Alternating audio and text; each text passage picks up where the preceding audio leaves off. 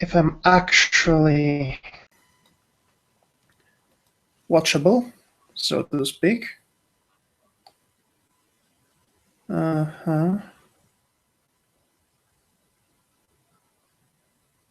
I hope so. Really hope so.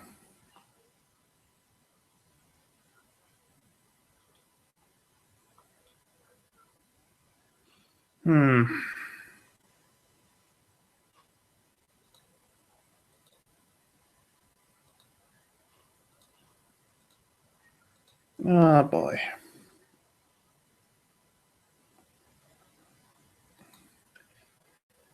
Well, in the meantime, if I'm going to send some links.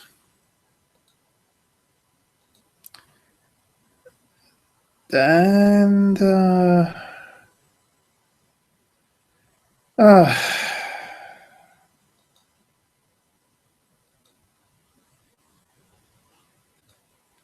I really don't understand what I'm doing. I really need some help here.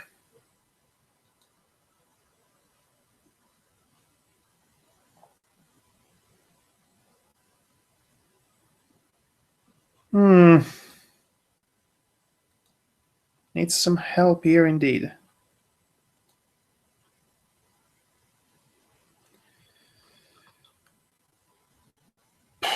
Bloody hell.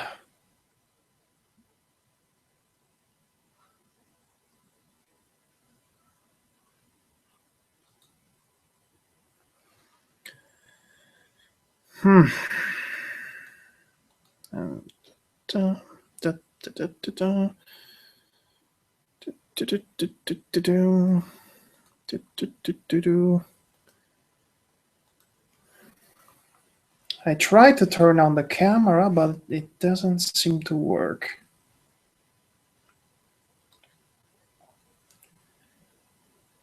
Which bugs me a little bit.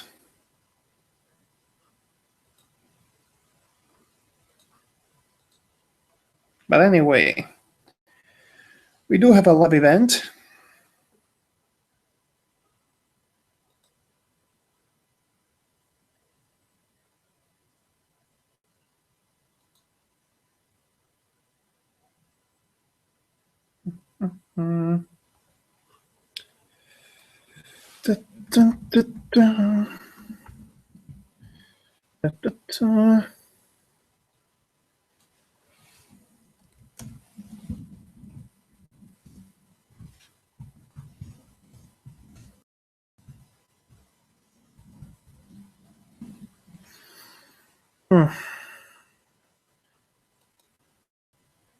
All right.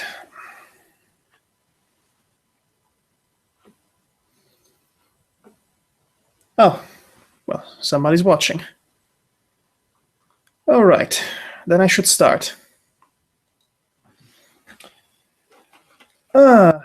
Welcome one and all to Dramatis Lectio, the live show, in which I'll be reading you something dramatically. That is the point. Today we are reading Terry Pratchett's The Color of Magic, a book that I am dead serious on completing on one of these live shows. Maybe not tonight, but I want to read it all eventually. Now, I wonder, do you know what Discworld is? The Discworld series, I mean? Also, do you know how to make this thing work? Because I was... Okay, this is very frustrating.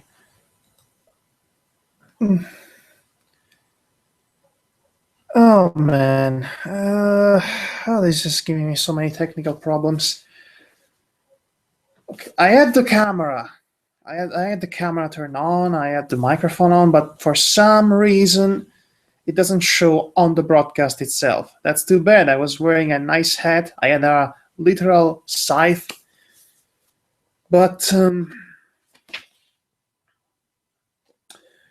well, let's start reading. All right, so here's the introduction. I have to read this to you because you need to be introduced to the author of the story, Terry Pratchett. Terry Pratchett is the acclaimed creator of the global best-selling Discworld series, the first of which, The Color of Magic, was published in 1983. In all, he is the author of over 50 best-selling books. His novels have been widely adapted for stage and screen, and he is the winner of multiple prizes, including the Carnegie Medal, as well as being awarded as knighthood for services to literature. Worldwide sales of his books now stand at over 75 million, and they have been translated into 37 languages. That's one way to say that you need to know about this series. I sure need to. The Discworld series is a continuous history of a world not totally unlike our own, except that it is flat. It's a flat disk carried on the backs of 4 elephants astride a giant turtle floating through space, and that it is peopled by, among others, wizards, dwarves, policemen, thieves, beggars, vampires, and witches. Within the history of Discworld, there are many individual stories, which can be read in any order, but reading them in sequence can increase your enjoyment throughout the accumulation of all blah blah blah. You get the idea. There are 40 novels, and there's a lot to read.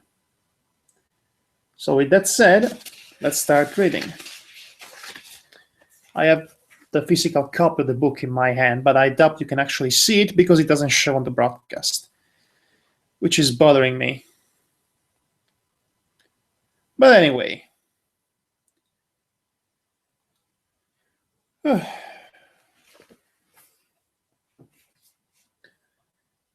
a distant and second-hand set of dimensions, in an astral plane that was never meant to fly, the curling star mists waver and part.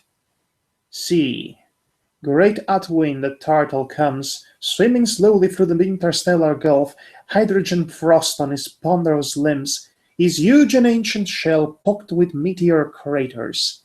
Through sea-sized eyes that are crusted with rheum and asteroid dust, he stares fixedly at the destination. In a brain bigger than a city, with geological slowness, he thinks only of the weight.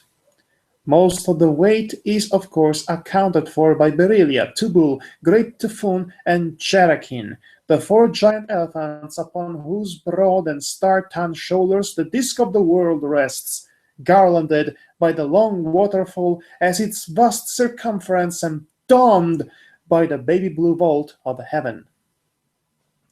Astropsychology has been, as yet, unable to establish what they think about. The great turtle was a mere hypothesis until the day the small and secretive kingdom of Krul, whose rimmost mountains project out over the rimfall, built a gantry and pulley arrangement at the tip of the most precipitous crag and lowered several observers over the edge in a quartz-windowed brass vessel to peer through the mist veils.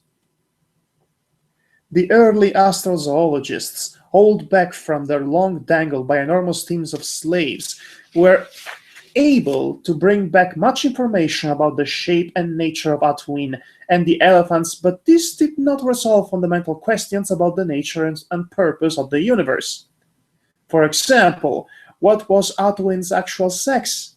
This vital question, said the astrozoologists with mounting authority, would not be answered until a larger and more powerful gantry was constructed for a deep space vessel. In the meantime, they could only speculate about the revealed cosmos. There was, for example, the theory that Atwin had come from nowhere and would continue at a uniform crawl, or steady gait, into nowhere for all time.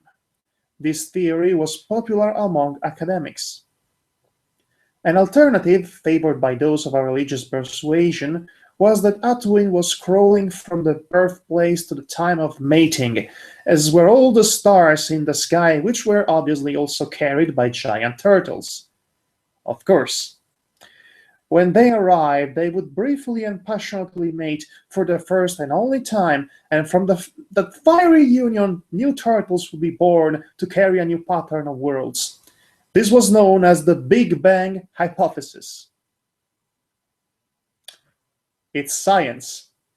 Thus it was that a young Cosmocelonian of the Steady Gate faction testing a new telescope with which he hoped to make measurements of the precise albedo of great Atwain's right eye, was on this eventful evening the first outsider to see the smoke rise upward from the burning of the oldest city in the world. Later that night, he became so engrossed in his studies, he completely forgot about it. Nevertheless, he was the first. There were others. Now, the simplest way to introduce you Terry Pratchett's Discworld, which is not...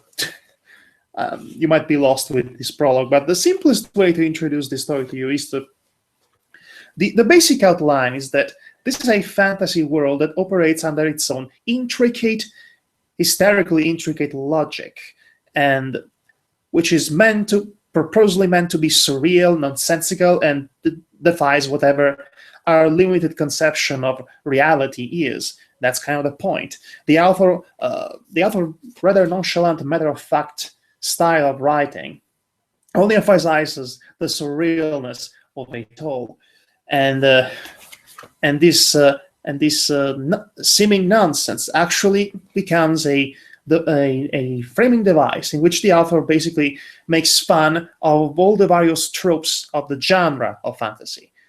It makes open fun of them by creating impossible feats of lore and mythos and its own, like I said, intricate logic. It's basically pointing out the absurdity of the fantasy itself, of the genre itself, but also the mind-bending possibilities of the genre itself, both spoofing and tributing said genre.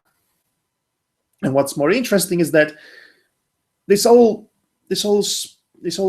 clever spoofing that he does also serves another purpose, that of throwing various satirical jabs at various topics concerning society, politics, religion, conservative mindsets, and all that. This prologue alone that I just read, it's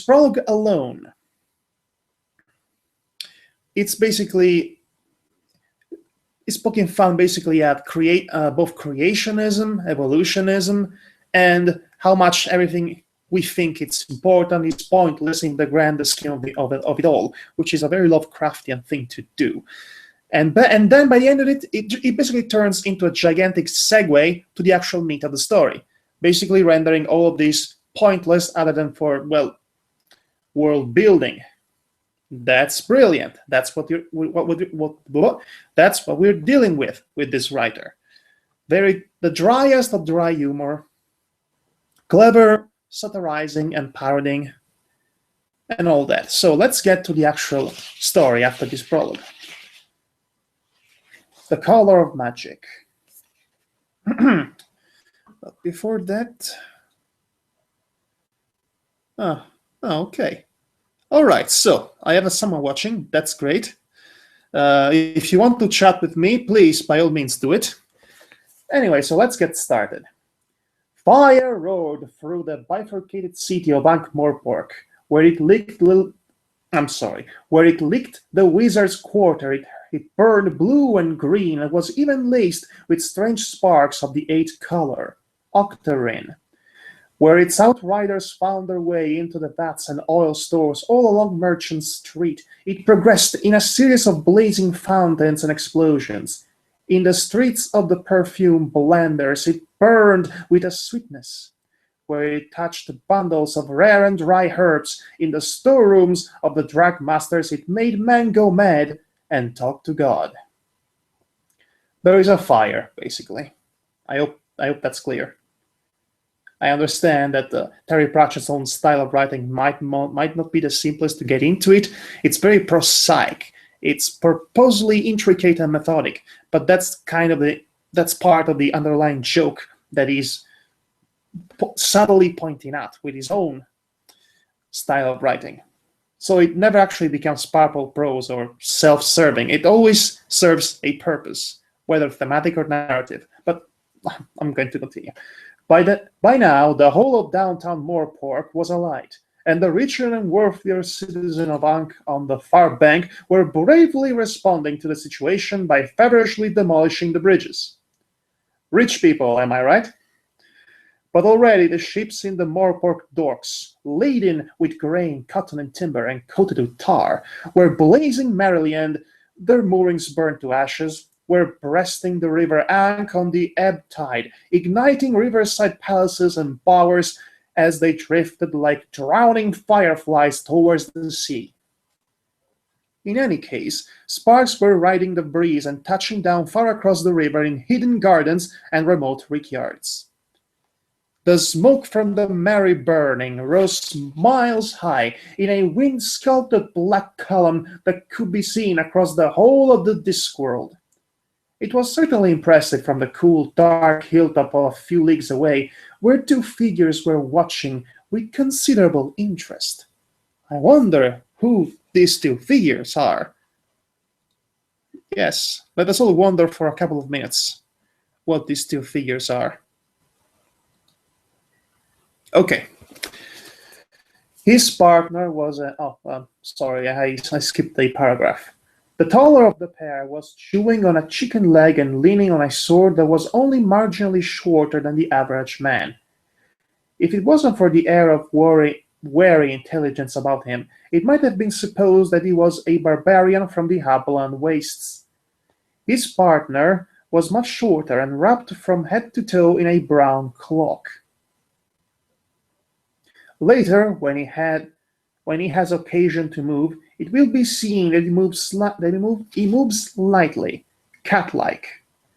The two had barely exchanged a word in the last 20 minutes, except for a short and inconclusive argument as to whether a particularly powerful explosion had been the oil bond store or the workshop of Caribou the Enchanter. Money hinged on the fact. Now the big man finished gnawing at the bone and tossed it into the grass, smiling ruefully. "There go all those little alleyways," he said. "I like them." "All the treasure houses," said the small man. He added thoughtfully, "Do gems burn, I wonder? 'Tis said they're keen to call." "All the gold melting and running down the gutters," said the big one, ignoring him, "and all the wine boiling in the barrels." "There were rats," said his brown companion. "Rats, I'll grant you. It was no place to be in high summer." "That too, one can't help feeling though a momentary—" He trailed off, then brightened. "We owe the old Fredor at the Crimson Leech 8 silver pieces," he added. The little man nodded. They were silent for a while as a whole new series of explosions carved a red line across a terrible, dark section of the greatest city in the world. Then the big man stirred. "Weasel?" "Yes?" "I wonder who started it."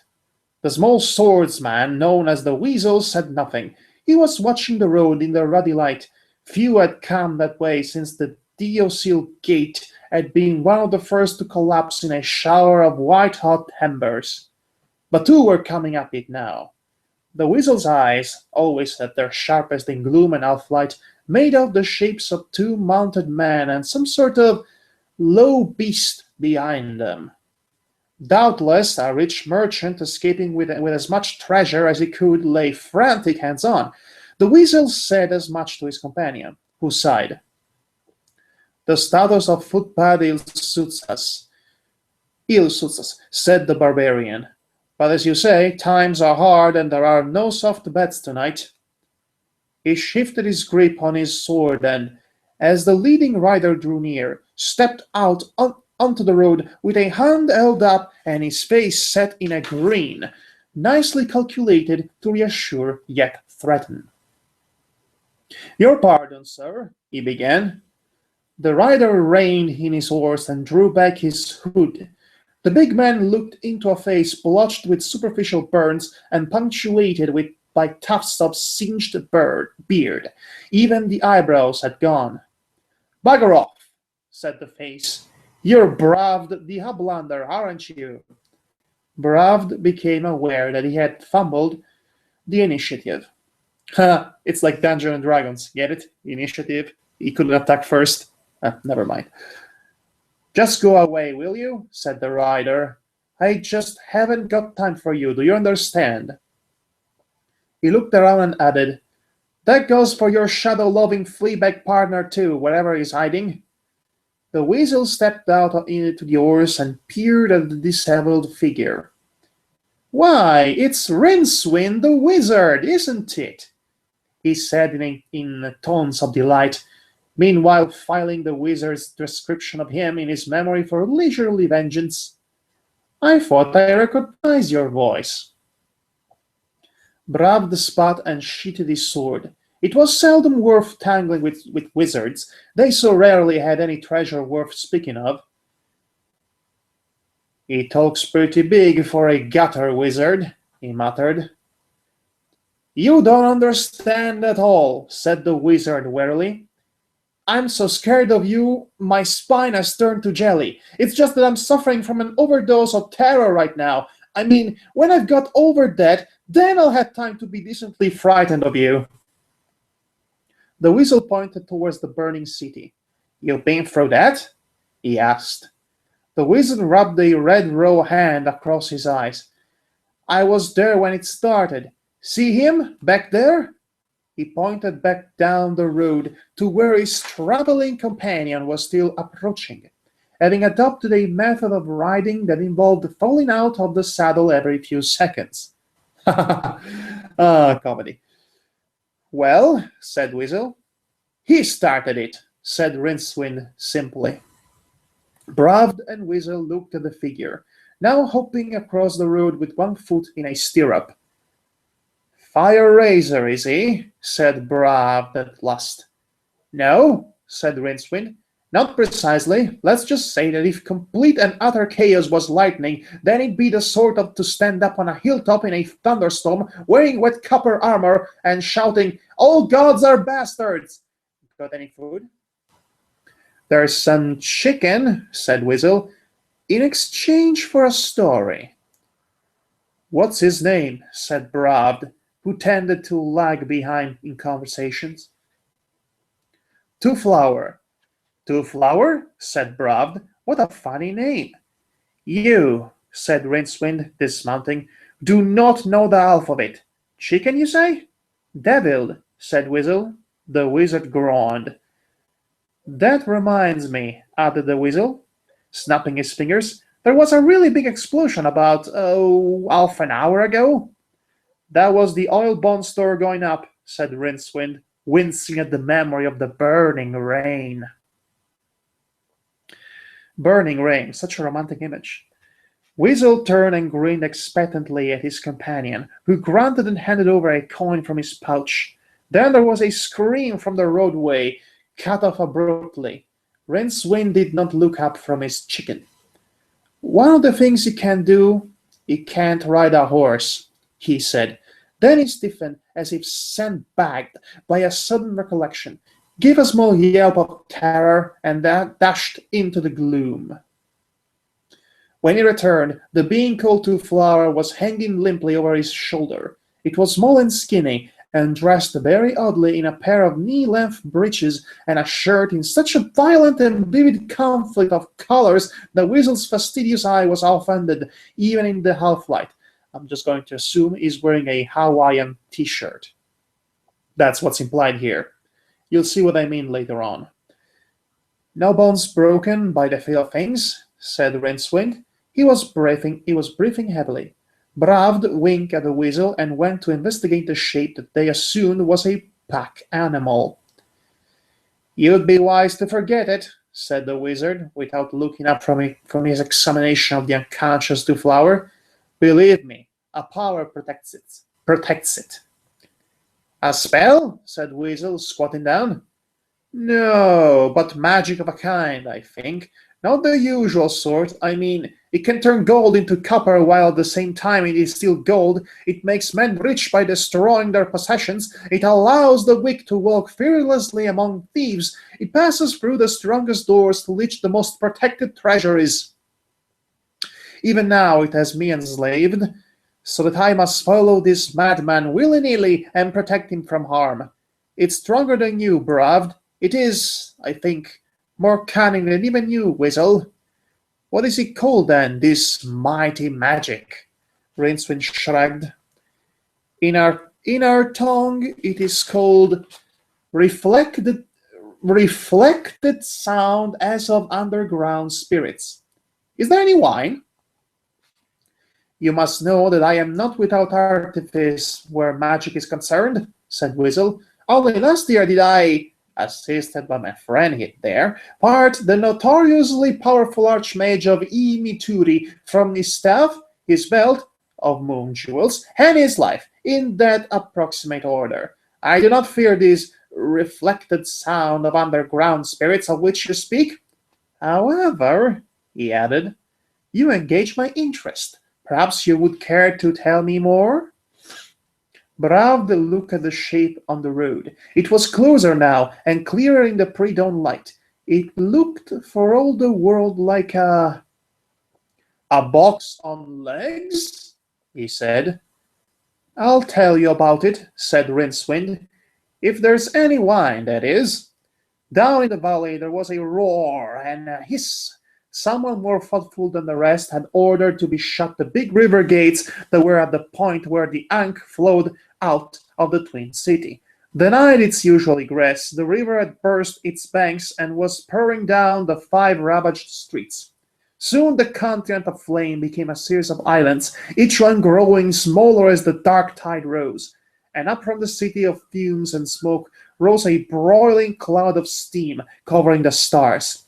Weasel thought that it looked like some dark fungus or mushroom. Okay, at this point, there is a flashback that will explain exactly what happened in the city. Basically, Rincewind is telling the story of how it caught fire and what's the deal with Two Flower and the box with legs, which will be all kinds of interesting, believe me. But before that, a small pause.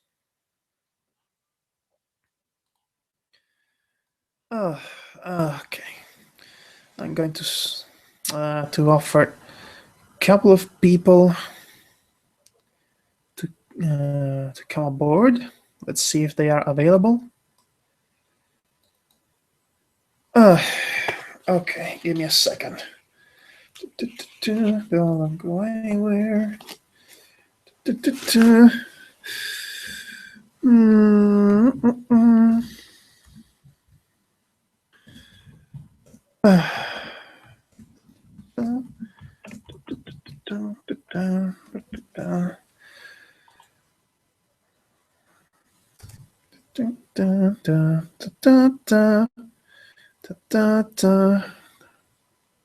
Oh yes, right. All right, Perils. Definitely, I would love to have you on boards. Well,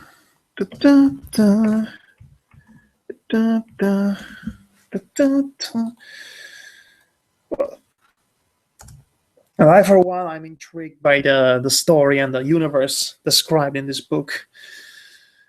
Like I said, it goes out of its way to sound as surreal and ridiculous as it possibly can. And the fact that it's described in such a meticulous manner only makes it more fascinating and more ridiculous.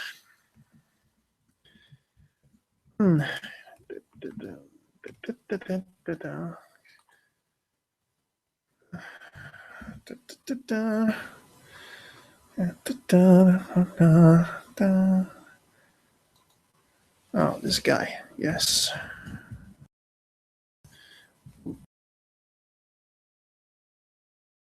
Interesting part of it is that this book is divided into 3 sections, which could be considered like chapters of a trilogy. And each and every story doesn't seem really connected with the other one, aside from the fact that it has the same set of main characters journeying through seemingly random events. It becomes even more baffling when the gods of the disc get involved in the story for no other reason than boredom, basically. It's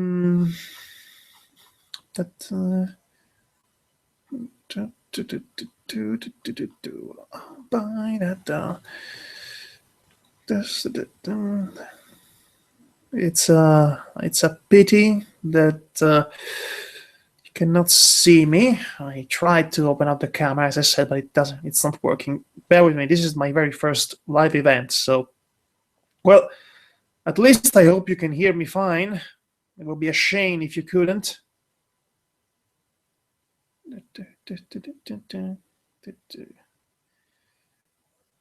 Right.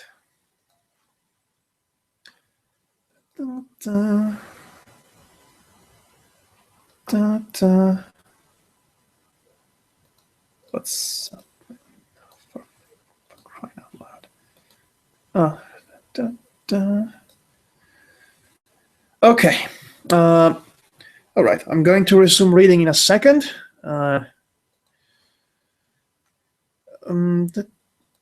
Okay. So, all right. Now we go back to the past of the future of the past of the city of Ankh-Morpork to discover just what happened. Because let me tell you, it gets really interesting and really funny in ways you wouldn't expect it to be. That's kind of the point, being unexpected and all that. All right.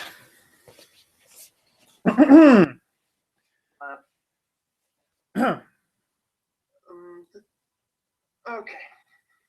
All right. Now we go back to the past of the future of the past. Well, I'll be. Of the city of Ankh-Morpork to discover just what happened. Now I'm visible. Jeez. Let me tell you, it gets really interesting and really funny in. Now I'm visible. What the heck? Seriously. Well, I guess it works out for me. Oh, so you can see this then. You can see this then. Oh yeah, you see this? You see this, baby? This is a real life scythe. Oh yes. Now, you might be wondering, why am I wearing a fedora, this black habit, and a scythe? Well, you see, Death is an actual character in this story. Yep, the Grim Reaper is an actual character. One thing you need to understand about the Discworld, and by the way, here is the book here. One thing you need to understand about the Discworld is that it's a place in which, well, you have to basically take it at face value. It's where metaphors go to die. When I tell you that the Discworld is a literal flat world on the backs of 4 elephants, which are also riding on the back of a giant cosmic turtle, I really mean it's a flattened Discworld on the backs of 4 elements traveling aboard a giant turtle being, cosmic being. And when I say the main character of the story, by the way, is Rincewind the Wizard. At this point, I think it's obvious, the most bumbling, incompetent wizard of all, and a really lovable character in its own right. He only knows one spell. And, well, it's more like the spell knows him. Complicated. Let's just say that it might be the kind of sort of spell that might very well destroy the very fabric of reality as we know it. So, yes, he only knows one spell and it could kill us all.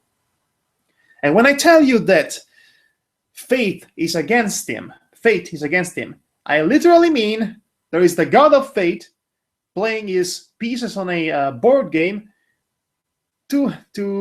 against him. And Death, as in the character Death, well, you know what? I'll tell you about Death once we meet him, because, oh boy, he's the best character. Oh, okay, you saw the scythe now, so I'm just going to leave it here. The literal scythe, which is now hanging dangerously put on my shoulders, so we can continue read this. Oh boy. Oh boy. The twin city of proud Ankh and pestilent Morpork, of which all the other cities of time and space are, as it were, mere reflections, has stood many assaults in its long and crowded history, and has always risen to flourish again, so the fire and its subsequent flood, which destroyed everything left that was not flammable, and added a particularly noisome flux to the survivors' problems, did not mark its end. Rather, it was a fiery punctuation mark, a coal-like comma, or salamander's semicolon, in a continuing story. the author is being deliberately metatextual here. Continuing story. So this is a continuing story, as in 40 books worth of universal building. Several days before these events, a ship came to the Ankh on the dawn tide and fetched up, among many others, in the maze of wharves and docks on the Morpok shore. It carried a cargo of pink pearls, milk nuts, pumice, some official letters for the patrician of Ankh-Morpork, and a man.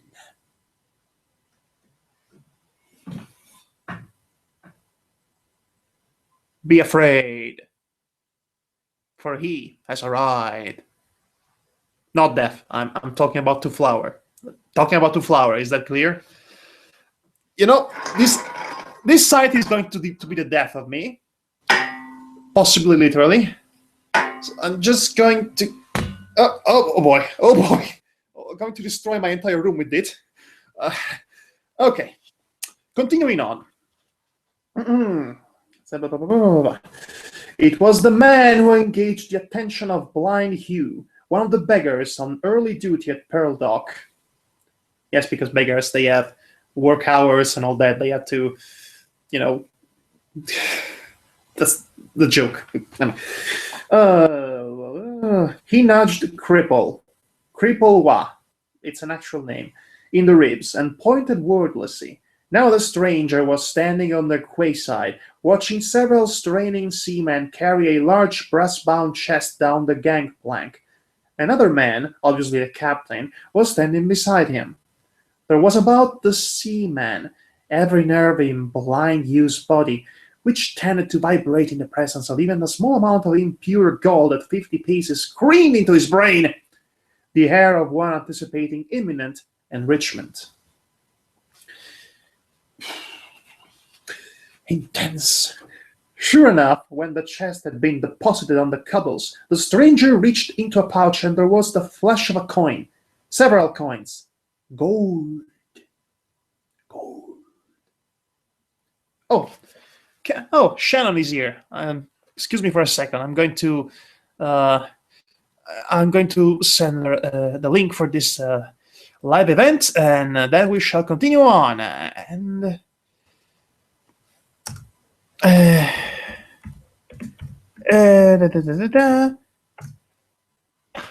All right. So where was I? Oh, okay. By the way, there is a small delay, about 30 seconds delay in between me reading and the actual live event, I noticed. I'm traveling through time, is what I'm saying. Ooh. All right. Sure enough, when the chest had been I read this already.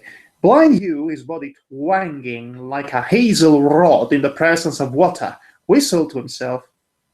Then he nudged one again and sent him scurrying off down a nearby alley into the heart of the city. When the captain walked back onto his ship, leaving the newcomer looking faintly bewildered on the quayside, Blind Hugh snatched up his begging cap and made his way across the street with an ingratiating leer. At the sight of him, the stranger started to fumble urgently with his money pouch. "Good day to thee, sire," Blind Hugh began, and found himself looking up into a face with 4 eyes in it. He turned to run. A face with 4 eyes.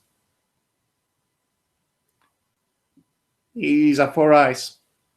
I wonder if you get the joke here. You should. I mean, it's kind of obvious. It's one of the most obvious jokes that Terry Pratchett ever wrote. And the guy is known for being very indirect and subtle, nuanced with his setups and punchlines, which is kind of a bread and butter. When it comes to writing style, I love it. I love this dry, British, cynical, quasi-nihilistic, yet matter-of-fact and nonchalant humor that it's embroiled into this fine work of literature. Delicious. So anyway, exclamation point, said the stranger. No, there is an exclamation point. And grabbed his arm. Hugh was aware that the sailors lining the rail of the ship were laughing at him. At the same time, his specialized senses detected an overpowering impression of money. He froze. He's a money detector. The stranger let go and quickly thumbed through a small black book he had taken from his belt. Then he said, "Hello."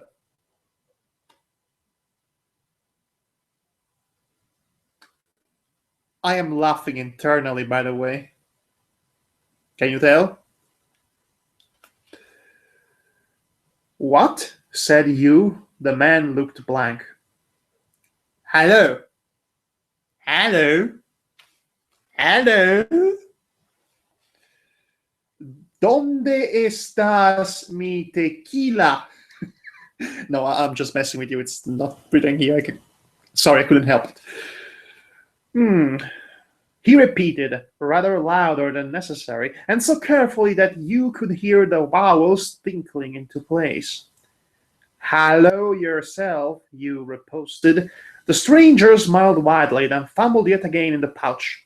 This time his hand came out holding a large gold coin. It was in fact slightly larger than $8,000 Incan crown, and the design on it was unfamiliar, but it spoke inside Hugh's mind in a language he understood perfectly.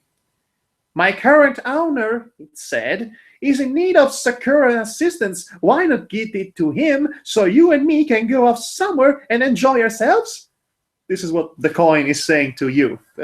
I hope it's clear, because I'm not the best reader, so I'm sorry if that's the case. Subtle changes in the beggar's posture made the stranger feel more at ease. He consulted the small book again. "I wish to be redirected to an hotel, tavern, lodging house, inn, hospice, caravanserai," he said. "What? All of them?" said Hugh, taken aback. "Question mark. There's literally a question mark," said the stranger. Hugh was aware that a small crowd of fishwives, shellfish diggers, and freelance scalpers were watching them with interest. "Look," he said, "I know a good tavern. Is that enough?" He shuddered to think of the gold coin escaping from his life. "No, please, gold coin, don't leave me. We are meant to be together."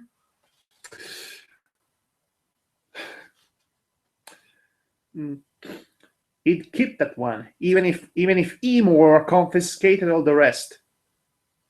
And the big chest that comprised most of the newcomer's luggage looked to be full of gold, Hugh decided. The four-eyed man looked at his book. "I would like to be directed to an hotel, place of repose, tavern, Yes, all right. Come on, then," said Hugh hurriedly. He picked up one of the handles and walked away quickly. The stranger, after a moment's hesitation, strolled after him. A train of thought shunted its way through Hugh's mind. Getting the newcomer to the broken drum so easily was a stroke of luck, no doubt of it, and Emor would probably reward him. But for all his new acquaintance's mildness, there was something about him that made Hugh uneasy, and for the life of him, he couldn't figure out what it was. Not the two extra eyes, odd though they were. There was something else. He glanced back. The little man was ambling along in the middle of the street, looking around him with an expression of keen interest. Something else Hugh so nearly made him gibber. The massive wooden chest, which he had last seen resting solidly on the quayside, was following on its master's heels with a gentle rocking gait. Slowly, in case a sudden movement on his part might break his fragile control of his own legs, Hugh bent slightly so that he could see under the chest. There were lots and lots of little legs. Very deliberately, Hugh turned around and walked very carefully towards the broken drum. "All right, We're about to enter one of my favorite taverns in all of fiction, the Broken Drum, which will be sort of the epicenter, as far as location goes, of this first part of the book. It's basically where the bigger action set pieces will happen. But before that, we need to meet this Emor guy that was briefly mentioned. But before that, water.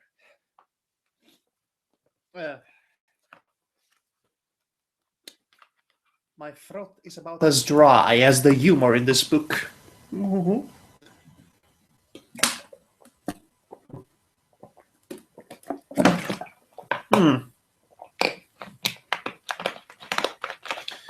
Oh, there you go.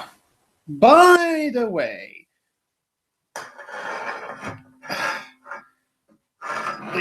do you like my scythe?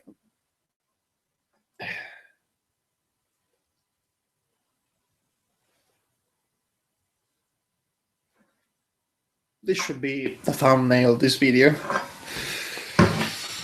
Oh god, oh god, oh god, oh god, oh god, oh god, oh death, oh gods, oh turtle, oh cosmic turtle, oh god, this is, oh boy, oh boy, oh boy, oh boy, oh gee, oh boy, oh gee, oh, anyway.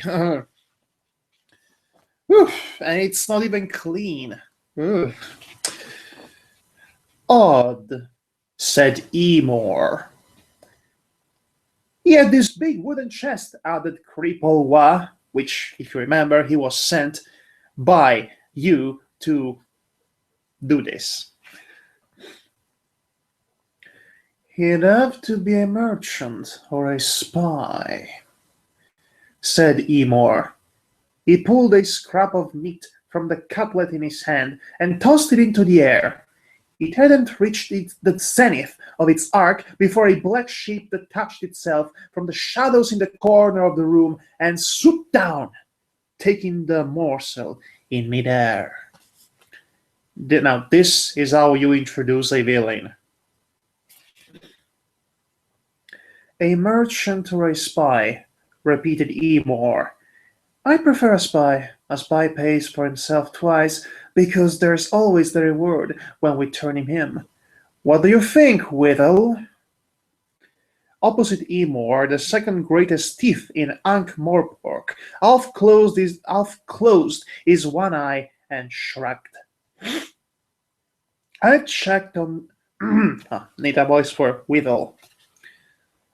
I've checked on the ship. Probably should have given the Dr. Claw voice to the other one, but no, I wanted to sound suave because it gives me an impression of suave, calm confidence that comes with years and years of experience, and it gives me that air of suave, of professionalism for his profession. Already by reading this third paragraph, I was introduced with this speech pattern and launching the morsel of meat for some shape to gnaw at it. It creates an atmosphere and it gives you a context for this character that basically is telling you this is a guy you will not want to thrive with. This is a guy you should be aware of. And it gets better. I've checked on the ship, said Whittle. It's a freelance trader.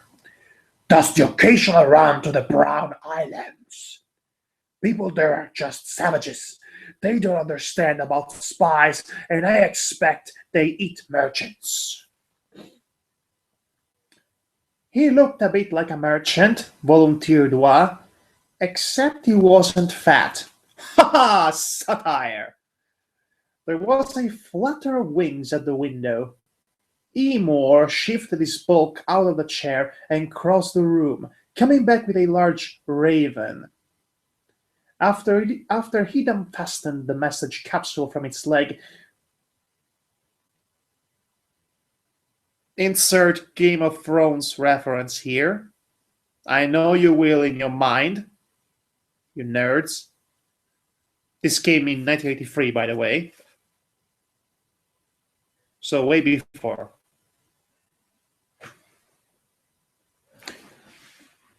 I have a very surprisingly heavy site here. Be careful. I can reach you through the internet. If you... oh God, never mind. So, Raven. It's a raven with a message on it. Get over it, okay?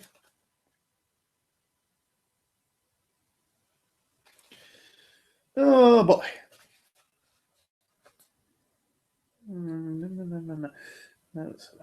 Whittle regarded it without love. Eemore's ravens were notoriously loyal to their master, to the extent that Whittle's one attempt to promote himself to the rank of greatest thief in Morpork had cost their master's right-hand man his left eye. But not his life, however. Eemore never grudged a man his ambitions. And suddenly, just like that, I'm really liking this Eemore character. B12, said Eemore, tossing the little file aside and unrolling the tiny scroll within. Goring the cat, said Whittle automatically, on station up in the gong tower at the Temple of Small Gods. He says you are sticking a stranger to the broken drum. Well, that's good enough. Broadman is a friend of ours, isn't he? Aye, said Whittle, if he knows what's good for trade.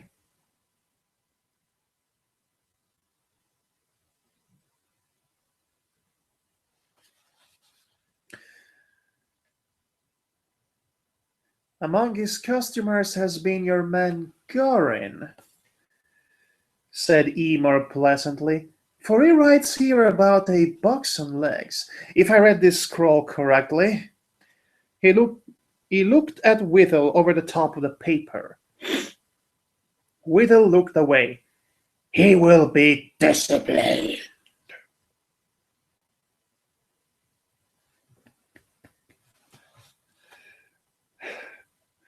I like Whittle too. He said flatly. Wall looked at the man leaning back in his chair, his black-clad frame resting as nonchalantly as a rimland puma on a jungle branch, and decided that Goring atop Small God's temple would soon be joining those little deities in the multifold dimensions of beyond.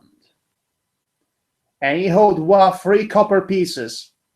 Bastard. Eemore crumpled the note and tossed it into a corner. I think we'll wander along to the drum later on, Whittle. Perhaps, too, we may try this beer that your man finds so tempting.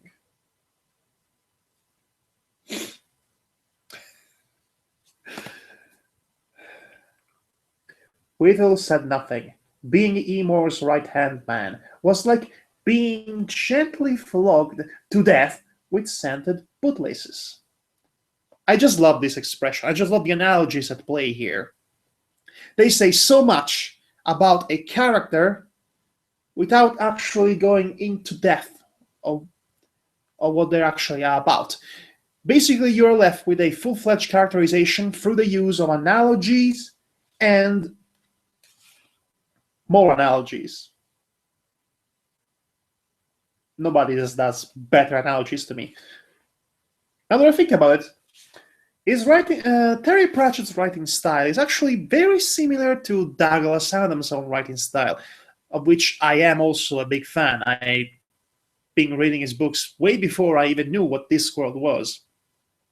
They have the same dry humor, I find, the same use of analogies and parentheses, and the same edge when it comes to make fun of pre-existing tropes of a genre, a science fiction for Adams and fantasy for Terry Pratchett. Also science fiction. for Terry Pratchett. If I had to point out a difference, is that Terry Pratchett's writing style is a lot more masterful of its own language. It's really kind of setting some unfair high literature standards compared to other writers of its era and beyond.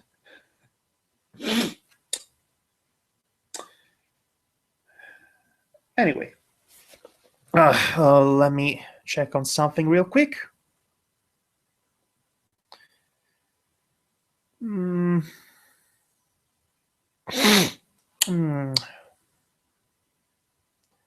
All right.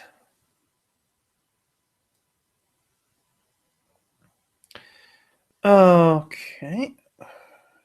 So where was I? I'm really perched right now.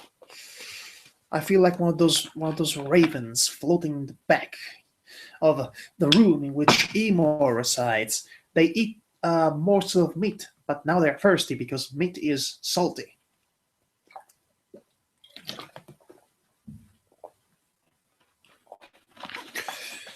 I am going to try to read the entire first third of this story in this one live reading show. Trying being the key word.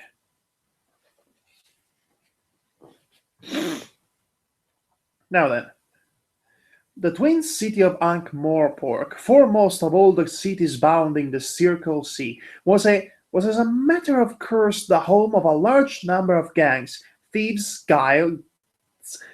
guilds, syndicates, and similar organizations. This was one of the reasons for its wealth. Most of the humbler folk on the Withershin side of the river, in Morpork's mazy alleys, supplemented their meager incomes by filling some small role for one or other of the competing gangs. So it was that by the time you and Two Flower entered the courtyard of the Broken Drum, the leaders of a number of them were aware that someone had arrived in the city who appeared to have much treasure. Some reports from the more observant spies included details about a book that told the stranger what to say, and a box that walked by itself. These facts were immediately discounted. No magician capable of such enchantments ever came within a mile of Morpork docks. But we all know Two Flower is a magician. He's an expert of the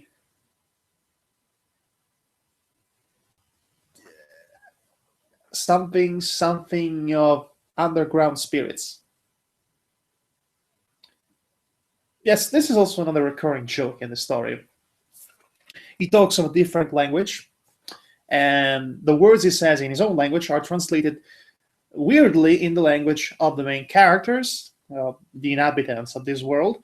And so a simple word like whatever it is that Two Flowers is an expert at becomes this overcomplicated, seeming nonsense of words stringed after one another. That's also one recurring joke in this portion of the story.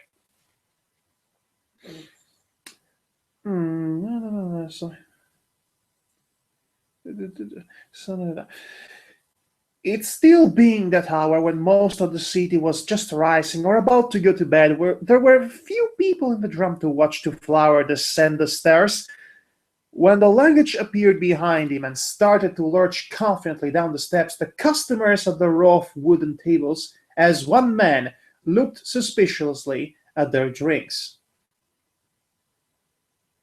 Broadman was browbeating the small troll who swept the bar when the trio walked past him. What in hell is that? What in hell is that? To Southern. Oi, what in hell's that? He said. Just don't talk about it, hissed Hugh. Two Flower was already thumbing through his book. What's he doing? Said Broadman, arms akimbo. He tells him what to say. I know it sounds ridiculous, muttered Hugh. How can a book tell a man what to say? I wish for an accommodation, a room, lodgings, the lodging house, full board. Are your rooms clean? A room with a view. What is your rate for one night? Said to Flower in one breath. Broadman looked at Hugh. The beggar shrugged. He's got plenty money, he said. Tell him it's 3 copper pieces then, and that thing will have to go in the stable. No, I won't make any Fallout Equestria references here. Damn it! Shit. Damn it myself! I'm going to kill you with this scythe!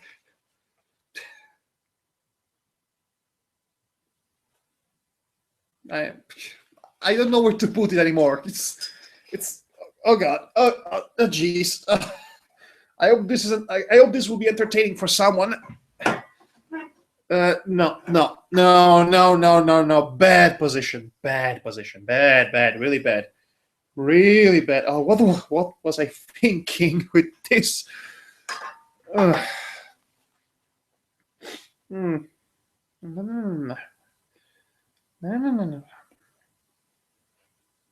Question mark, said the stranger. Broadman held up 3 thick red fingers, and the man's face was suddenly a sunny display of comprehension. He reached into his pouch and laid 3 large gold pieces in Broadman's palm. Broadman stared at them. They represented about 4 times the worth of the broken drum, stuff included. And that's how basically you ruin the economy. No, seriously, that's going to be an actual plot point here. Very clever.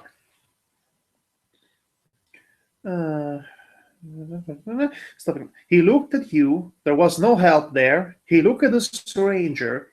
He swallowed. Yes, he said in an unnaturally high voice. Yes, better. And then there's meals, of course. You understand, yes? Food. You eat. No? No?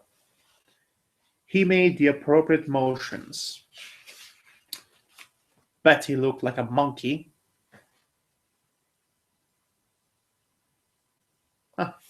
A monkey didn't come out of nowhere and hit me in the head. If you get that reference. Points for you. What? Said the little man. Yes, said Bo. Oh my. I spotted a. Oh god, this is embarrassing. I spotted a typo here. They wrote Boardman instead of Broadman. I wonder if it was Terry Pratchett's fault or maybe it was the fault of whoever reprinted this book. Beginning to sweat. Have a look in your little book. I should. The man opened the book and ran a finger down one page. Broadman, who could read after a fashion, peered over the top of the volume. What he saw made no sense. Food, said the stranger. Yes, cutlet, hash, chop, stew, ragout, fricassee, mince, collops, souffle, dumpling, blancmange, sorbet, gruel, sausage, not to have a sausage, beans without a bean, kickshaws, jelly, jam, giblets! You're making me hungry. He beamed at Broadman. All that? Said the innkeeper weakly. It's just the way he talks, said Hugh. Don't ask me why. He just does.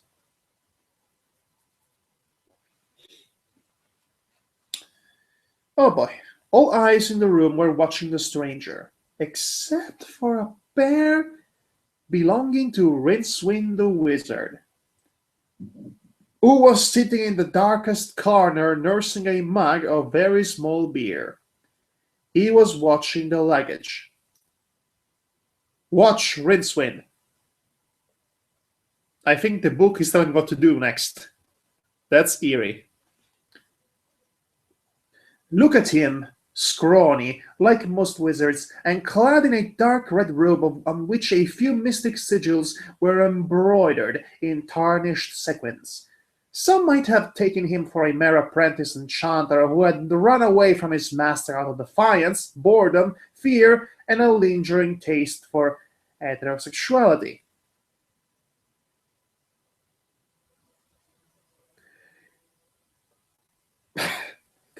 Yet, around his neck was a chain bearing the bronze octagon that marked him as an alumnus of Unseen University, the high school of magic whose time and space transcendent campus is never precisely here or there.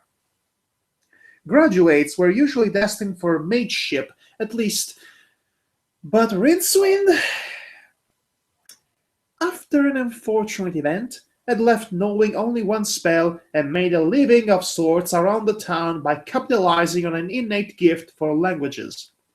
He avoided work as a rule, but had a quickness of wit that put his acquaintances in mind of a bright rodent. Well, if his acquaintances are anything like Broadman or Crippled Wa, then I have no problem believing that.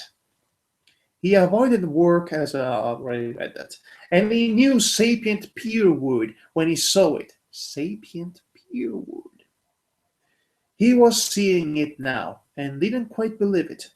An archmage, by dint of great effort and much expenditure of time, might eventually obtain a small staff made from the timber of the sapient pear tree. It grew only on the sites of ancient magic. There were probably no more than 2 such staffs in all the cities of the Circle Sea. A large chest of it. Rincewind tried to work it out and decided that even if the box were crammed with star opals and sticks of auriculatum, the contents would not be worth 1/10 the price of the container. He's only saying that because he hasn't seen what's actually inside the container. A vein started to throb in his forehead. He stood up and made his way to the trio. Okay, another element that I enjoy about this story is how, well, not straightforward, but how seamlessly the author manages to include elements of world building, or I should say universe building in this case, into the flow of the story, making them relevant to the occasion and without breaking the actual flow of the story. And this all fits with its own caustic, nonchalant riffing on the tropes of the fantasy genre. You know, the nonchalant way he introduces such outlandish notions like the sapient peerwood, as he did just now. It's all part of the underlying joke here. And it's really enjoyable, if you notice that. "May I be of assistance?" he ventured.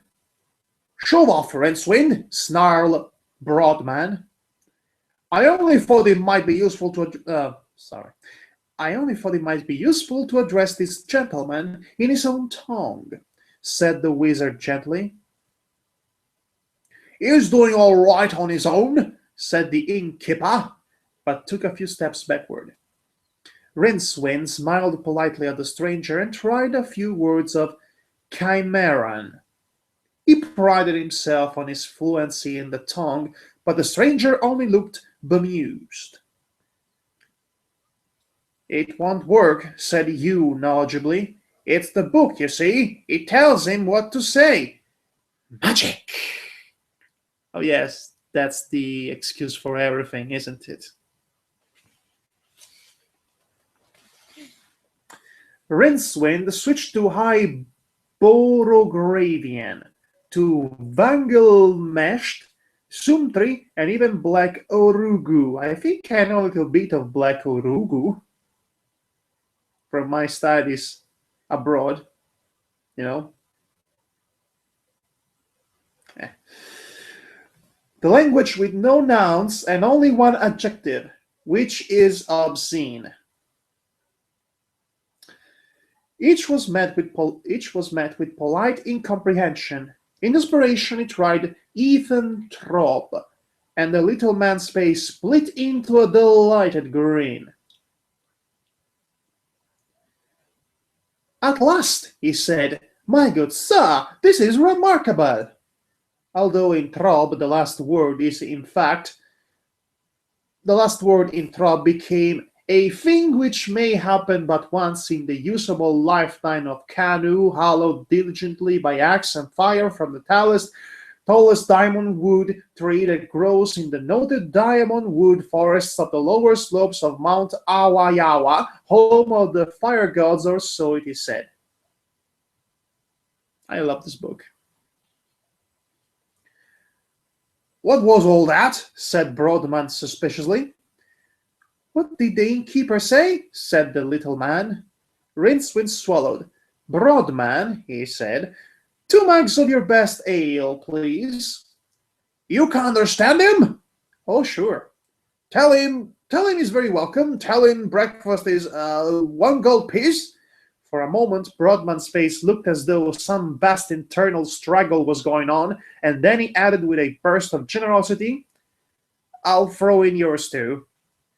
"Stranger," said Rincewind levelly, "if you stay here, you will be knifed or poisoned by nightfall. But don't stop smiling, or so will I." "Oh, come now," said the stranger, looking around. "This looks like a delightful place, a genuine Morporkian tavern. I've heard so much about them, all these quaint old beams, and so reasonable too." Rincewind glanced around quickly, in case some leakage of enchantment from the magician's quarter across the river had momentarily transported them to some other place. No, this was still the interior of the drum, its walls stained with smoke, its floor a compost of old rushes and nameless beetles, its sour beer not so much purchased as merely hired for a while.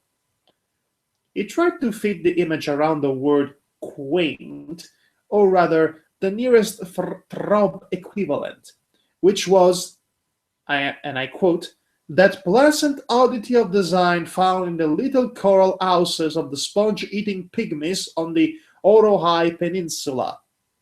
End of quote. Such creativity with the names, I swear. This mind reeled back from the effort. The visitor went on, "My name is Two Flower," and extended his hand. Instinctively, the other 3 looked down to see if there was a coin in it. "Pleased to meet you," said Rincewind. "I'm Rincewind. Look, I wasn't joking. This is a tough place." "Good! Exactly what I wanted!" "Eh? What is this stuff in the mugs?" "This? Beer. Thanks, Broadman. Yes, beer, you know." "Beer. Beer. Beer, okay." "Ah, the so typical drink. A small gold piece will be sufficient payment, do you think? I didn't want to cause offense." It was already half out of his purse. "Yart!" croaked the Rincewind. "I mean, no, it won't cause offense." "Good. You say this is a tough place. Frequented, you mean, by heroes and men of adventure?" Rincewind considered this. "Yes," he managed. "Excellent! Excellent! I would like to meet some." An explanation occurred to the wizard. "Ah," he said, "you've come to hire mercenaries, as in warriors who fight for the tribe with the most milk-nut meal, in Ethan Throb." "Oh no, I just want to meet them, so that when I get home, I can say that I did it. Ladies and gentlemen, the Discworld's very first tourist." Well, in case it wasn't already clear. Love this book. Rincewind thought that a meeting with most of the drum's clientele would mean that Two Flower never went home again unless he lived downriver and happened to float past. "Where is your home?" he inquired. Broadman had slipped away into some back room, he noticed. Hugh was watching them suspiciously from a nearby table. "Have you heard of the city of Bespelargic?" "Well, I didn't spend much time in Throb. I was just passing through, you know." "Oh, it's not in Throb. I speak Throb because there are many Betrobby sailors in our ports. Vespelargic is the major seaport of the Agathaean Empire." "Never heard of it, I'm afraid." The faraway raised his eyebrows. "No, it's quite big. You sail turnwise from the Brown Islands for about a week, and there it is. Are you all right?" He hurried around the table and patted the wizard on the back. Rincewind choked on his beer. "The counterweight continent!"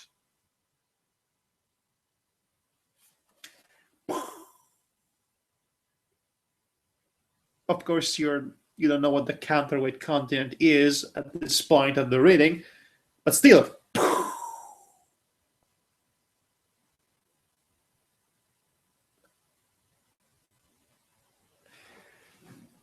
Water.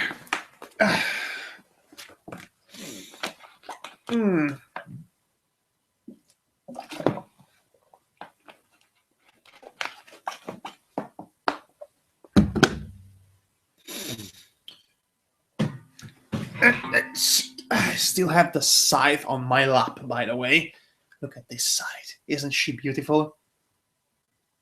Not, but how many people can say they have an actual scythe in their home? Just as I thought. Oh god, oh no, oh god, where do I put this now? Blah blah blah. Overused joke is overused. Now then. 3 streets away, an old man dropped a coin into a saucer of acid and swirled it gently. Broadman waited impatiently, ill at ease in a room made noisome by bats and bubbling beakers and lined with shelves containing shadowy shapes suggestive of skulls and stuffed impossibilities. "Ah, so he's in the Voodoo Lady's tent from Monkey Island. Eh? Monkey Island, a lot of the humor in Monkey Island is very similar to this, I noticed. Very based on surreal and absurdities, well, perceived as nonchalantly and casual as possible by the main character. Yes, I'd say that describes it correctly. Now then, well, he demanded. One cannot hurry these things," said the old alchemist peevishly. "A sign takes time." "Ah!" He prodded the saucer, where the coin now lay in a swirl of green color.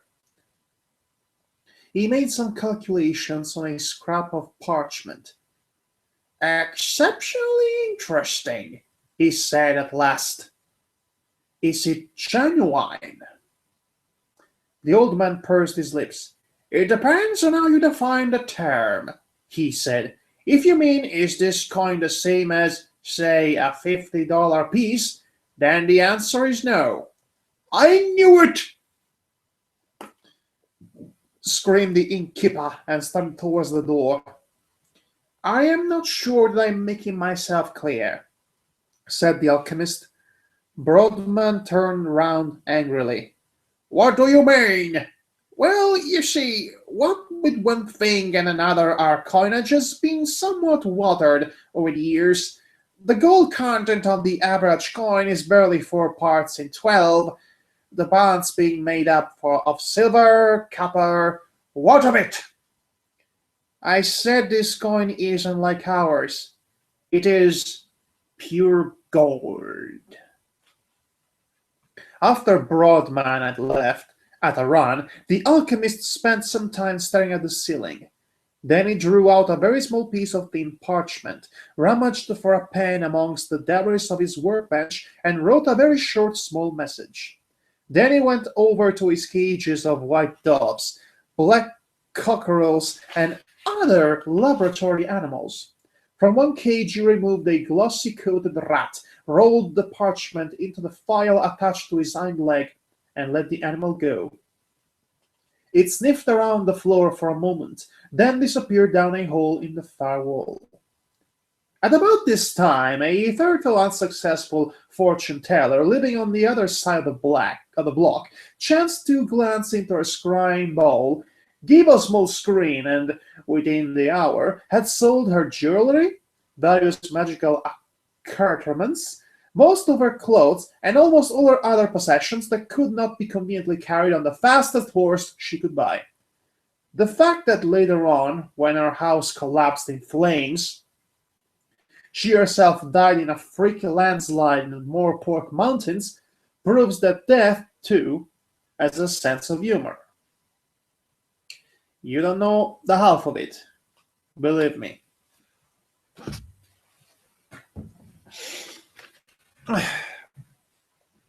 At about the same moment as the homing rat disappeared into the maze of runs under the city, scurrying along in faultless obedience to an ancient instinct, the patrician of Ankh-Morpork picked up the letters delivered that morning by Albatross. He looked pensively at the topmost one again, and summoned his chief of spies. And in the broken drum, Rincewind was listening, open-mouthed, as Two-Flower talked. So I decided to see for myself, the little man was saying. 8 years saving up, this has cost me, but worth every elf renew. I mean, here I am, in Ankh-Morpork, famed in song and story. I mean, in the streets that have known the threat of Herrick Whiteblade, Harun the Barbarian, and Brav the Hublander and the Weasel. It's all just like I imagine, you know? He's living his dreams. Rincewind's face was a mask of fascinated horror. I just couldn't stand anymore back in Bess Pelargic, Two-Flower went on blithely. Sitting at a desk all day, just adding up columns of figures, just a pension to look forward to at the end of it. Where's the romance in that? Two-Flower, I thought. Two-Flower, I thought. It's now or never. You don't just have to listen to stories, you can go there. Now's the time to stop hanging around the docks listening to sailors' tales. So I compiled a phrase book and bought a passage on the next ship to the Brown Islands. No guards, murmured Rincewind. No, why? What have I got that's worth stealing?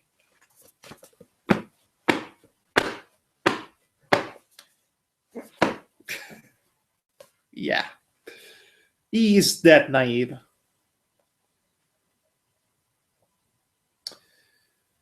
Rincewind coughed. You have gold, he said. Barely 2,000 Renu.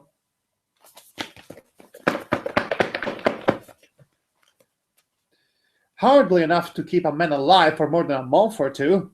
At home, that is. I imagine they might stretch a bit further here, you don't say. Would a Renu be one of those big gold coins? Said Rincewind. Yes. Two-Flower looked worriedly at the wizard over the top of his strange seeing lenses. Will 2,000 be sufficient, do you think? Yard, croaked Rincewind. I love when he does his yard thing. It's cute. I mean, yes, sufficient. Good. Is everyone in the Agathian Empire as rich as you? Me? Rich? Bless you. Whatever put that idea into your head? I am but a poor clerk. I hate you. Did I pay the innkeeper too much, do you think? No. Two-Flower added. This is so funny. Uh, it might have settled for less, Rincewind conceded. I shall know better next time. I can see I have a lot to learn. An idea occurs to me. Rincewind, would you perhaps consent to be employed as I don't know, perhaps the word guide would fit the circumstances? I think I could afford to pay you a rinu a day. This is going so well. Rincewind opened his mouth to reply, but felt the words huddled together in his throat, reluctant to emerge in a world that was rapidly going mad. Twoflower blushed. I've offended you, he said. It was an impertinent request to make of a professional man such as yourself. Doubtless you have many projects you wish to return to, some works of high magic, no doubt. No, said Rincewind faintly. Not just at present. Areno, you say? One a day? Every day? I think perhaps in the circumstances I should make it one and one half reno per day, plus any out-of-pocket expenses, of course. The wizard rallied magnificently. That will be fine, he said. Great.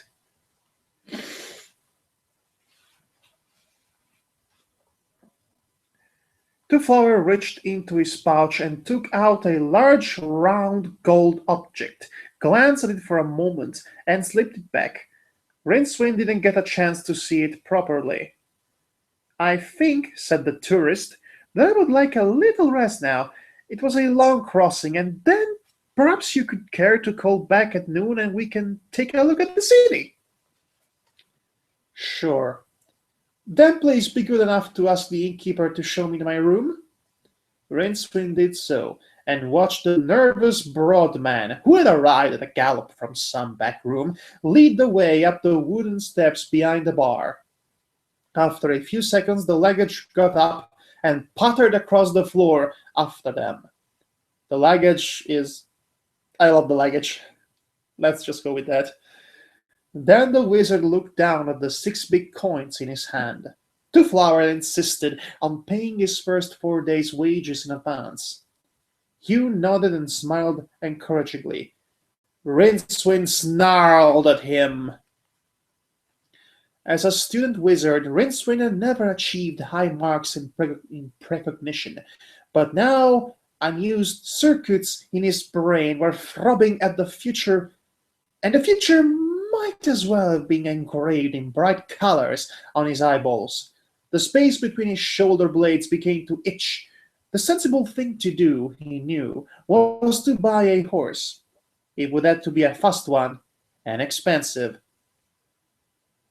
Offhand, Rincewind couldn't think of any horse dealer he knew who was rich enough to give change out of almost a whole ounce of gold. And then, of course, the other 5 coins would help him set up a useful practice at some safe distance, say 200 miles. That would be the sensible thing. But what would happen to Twoflower? All alone in a city where even the cockroaches had an unerring instinct for gold. A man would have to be a real heel to leave him. The patrician of Ankh-Morpork smiled, but with his mouth only. The Hobgate, you say, he murmured. The guard captain saluted smartly. Aye, lord, we had to shoot the horse before he would stop. One would have to be a real heel, indeed. Although I'm sorry for the horse. Which, by a fairly direct route, brings... Which, by a fairly direct route, brings you here, said the patrician, looking down at Rincewind. And what have you got to say for yourself? It was rumored that an entire wing of the patrician's palace was filled with clerks who spent their days collating and updating all the information collected by their master's exquisitely organized spy system. Rincewind didn't doubt it. He glanced towards the balcony that ran down one side of the audience room. A sudden run, a nimble jump, a sudden hail of crossbow quarrels.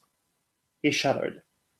The patrician cradled his chins in a beringed hand, and regarded the wizard with eyes as small and hard as beads. "Let me see," he said. "Off-breaking, the theft of a horse, uttering false coinage? Yes. I think it's the arena for you, Rincewind." This was too much. "I didn't steal the horse. I bought it fairly. But with false coinage, technical theft, you see. But those Renu are solid gold." "Renu?" The patrician rolled one of them around in his thick fingers. "Is that what they are called? How interesting. But, as you point out, they are not very similar to dollars." "Well, of course they're not." "Huh, you admit it then?" Rincewind opened his mouth to speak, thought better of it, and shut it again. "Quite so. And on top of this, there is, of course, the moral obloquy attendant of the cowardly betrayal of a visitor to this shore. For shame, Rincewind. For shame." The patrician waved a hand vaguely. The guards behind Rincewind backed away, and their captain took a few paces to the right. Rincewind suddenly felt very alone. It is said that when a wizard is about to die, Death himself turns up to claim him, instead of delegating the task to a subordinate such as disease or famine, as is usually the case. Rincewind looked around nervously for a tall figure in black. Wizards, even failed wizards, had, in addition to rods and cones in their eyeballs, the tiny octagons that enabled them to see into the far octaring, the basic color of which all other colors are merely pale shadows impinging on normal four-dimensional space. It is said to be a sort of fluorescent greenish-yellow-purple. Was that a flickering shadow in the corner? "Of course," said the patrician. "I could be merciful." The shadow disappeared.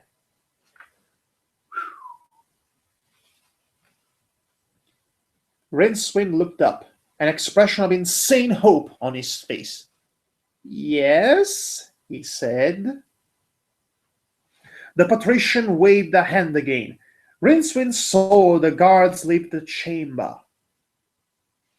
Along with the overlord of the Twin Cities, he almost wished he would come back. The guards, come back. Come hither, Rincewind," said the patrician. He indicated a bowl of savories on a low onyx table by the throne. "And in a game of throne, you either eat or you die. There, I said it. Happy? Would you care for a crystallized jellyfish? No? Crystallized jellyfish. Oh, well, now I know where those crystallizing fruits from the game Forge actually came from. Good to know. So, what, did they actually literally crystallize the jellyfish? Not important. Said Rincewind. Nope. "Now I want you to listen very carefully to what I'm about to say," said the patrician amiably.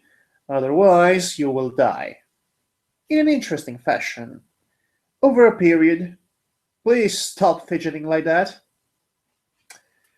Since you are a wizard of sorts, you are of course aware that we live upon a world shaped, as it were, like a disc, and that there is said to exist towards the far rim a continent which, though small, is equal in weight to all of the mighty land masses in this hemicircle, and that this, according to ancient legend, is because it is largely made of gold." Rincewind nodded. Who hadn't heard of the counterweight continent? Clever title for a continent, now that I know this. Some tailors even believed that childhood tales and sailed in search of it. Of course, they returned either empty-handed or not at all. Probably eaten by giant turtles. Giant turtles on another giant turtles? Turtleception. In the opinion of more serious mariners, because, of course, the counterweight continent was nothing more than a solar myth. It does, of course, exist, said the patrician. Although it is not made of gold, it is true that gold is very common metal there. Most of the mass is made up by vast deposits of octirum deep within the crust. Now it will be obvious to an incisive mind like yours that the existence of the counterweight continent poses a deadly threat to our people here. He paused, looking at Rincewind's open mouth. He sighed. I like the patrician. He said, "Do you, by some chance, fail to follow me?" "Yarg," said Rincewind. He swallowed and licked his lips.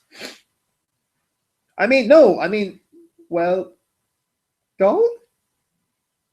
Smooth move there, Rincewind. I see, said the patrician sweetly. You feel, perhaps, that it would be a marvelous thing to go to the counterweight continent and bring back a shipload of gold? Rincewind had a feeling that some sort of trap was being set. Yes? He ventured. And if every man on the shores of the Circle Sea had a mountain of gold on his own, would that be a good thing? What would happen? Think carefully. I think you can see where he's going with this. Rincewind's brow furrowed. He thought, we'd all be rich. Clearly somebody doesn't know capitalism very well. The way the temperature fell at his remark told him that it was not the correct one. I may as well tell you, Rincewind, that there is some contact between the lords of the Circle Sea and the emperor of the Agathian Empire, as it is styled. The patrician went on. It is only very slight. There is little common ground between us. We have nothing they want, and they have nothing we can afford. It is an old empire, Rincewind, old and cunning and cruel and very, very rich.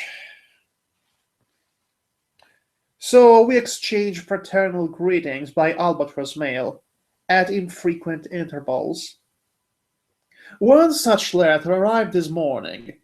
A subject of the emperor appears to have taken it into his head to visit our city. It appears he wishes to look at it. Only a madman would possibly undergo all the privations of crossing the Turnwise Ocean in order to merely look at anything. However, he landed this morning. He might have met a great hero, or the cunningest of thieves, or some wise and great sage.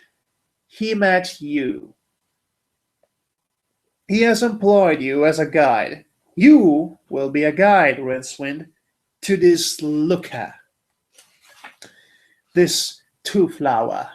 You will see that he returns home with a good report of our little homeland. What do you say to that? Thank you, Lord, said Rincewind miserably. There is another point, of course. It would be a tragedy should anything untoward happen to our little visitor. It would be dreadful if he were to die, for example, dreadful for the whole of our land, because the Agathian Empire looks after his own and could certainly extinguish us at a mere node.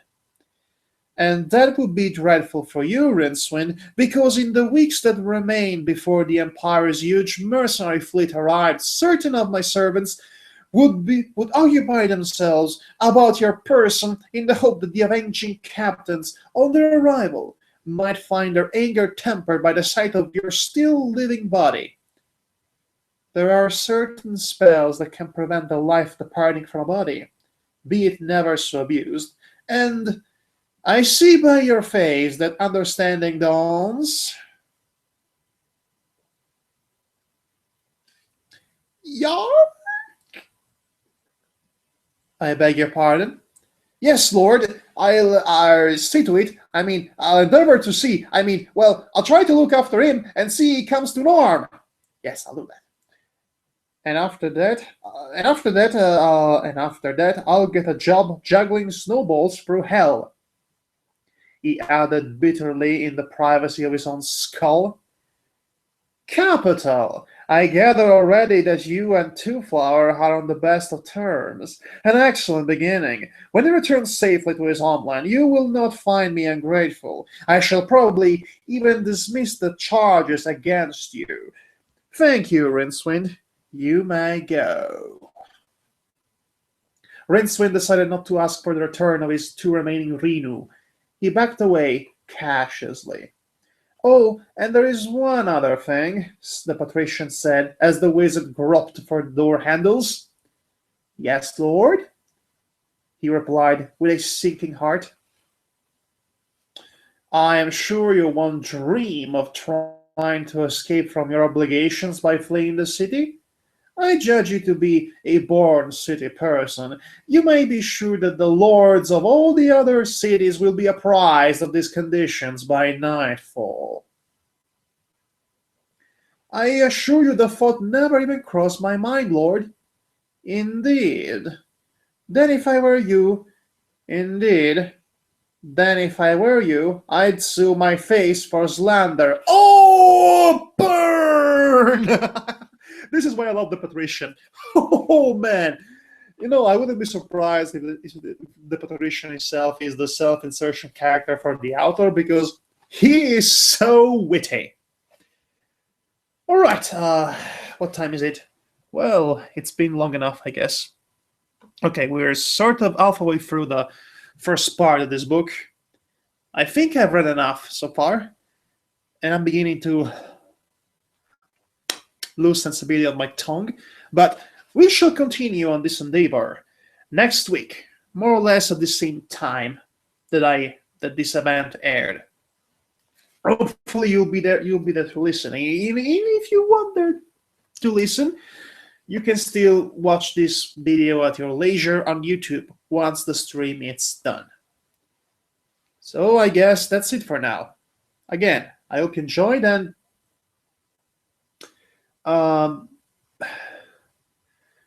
the time, let's see. I began this stream around 9:00 p.m. Berlin area time. So that's when I start reading, which if you're living in America, there might be a difference of about 6 or 7 hours. Keep that in mind. So this is being Terry Pratchett's The Color of Magic, the first part of it. Again, I hope you enjoyed it. We'll definitely cover some more ground in the next story and talk more about more elements about this fascinating world that's being conveyed through such delightful words. Until then, this has been me, Madhog, Thy Master. This has been my hat. This has been my book. And this has been my trusty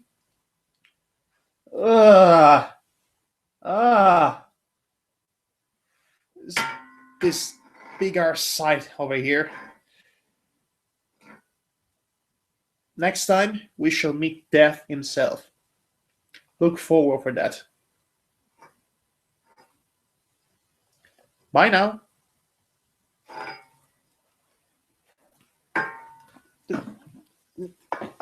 Stopping the broadcast now.